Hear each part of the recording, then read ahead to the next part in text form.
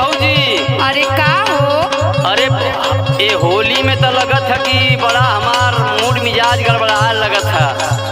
अरे काहे कि गड़बड़ाल बहो? अरे उस शंकर का भौजी आ गई है, विजय का भौजी आ गई है, आ तू बाटी तो तनिको हमार एकदम खियाले न रखेलू। सुना एक बात बतावत है। अरे बतावा।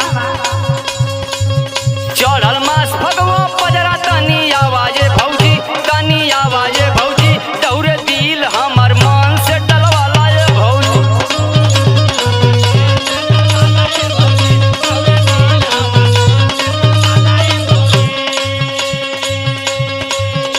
अच्छा त ई बात बका।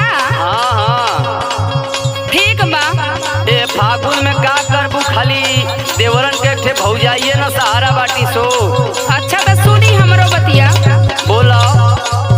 मीठी बोलिया में ना हमके फसावा देवारू, ना फसावा देवारू, बड़ा डर लागे खोली के देखावा देवारू, बड़ा डर लागे खोल के देखावा देवारू, बड़ा डर लागे खोल के देखावा देवारू। देखा तनी से ध्यान देहल करा हमरियो पर। अरे ध्यान दे बड़ी छोरवा में का लेहले बाड़ा। अरे वो तो पिचकरिया चुरा के रखले नहीं। हाँ वो बड़की बनारस वाली पिचकारी है।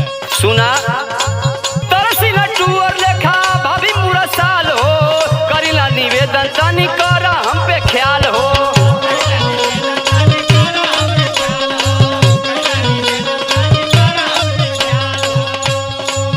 बाबू बाबू कह के हमके ना बहकावा ये भौजी, बहकावा ये भौजी, दौरे दिल हमर मन से डलवाला ये भौजी। अरे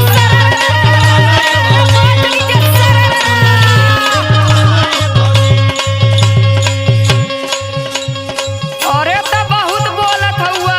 का बोलत है आजकल तो ये फौनाटा में जब से आल है तब से देखत है कि ये पूरा जनवरी से लेके जनवरिया से तू सरसराए लगेली। आई तोर सरसराए लगत है कि फरवरी मार्च एकदम होली बिता देवी तब वो सरसराइते रह। अरे तो का करी देवर बाबू, बोला, दिन बोला। आइल गइल बना अच्छा तो अच्छा जरूरे न रंग लगावे के होखी। बोली बोली। दिल से करे जमानी तू हर एक जान हो, हमारे ही रहते काहे होला परेशान हो। अच्छा अच्छा खियाल बड़ा होके लगत है कि।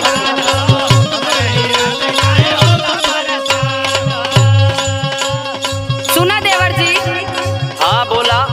बड़ा भांग तन के दाना नचुंगावा देवारू, नचुंगावा देवारू, बड़ा डर लागे खोली के देखावा देवारू, बड़ा डर लागे खोल के देखावा देवारू, बड़ा डर लागे खोल के देखावा देवारू।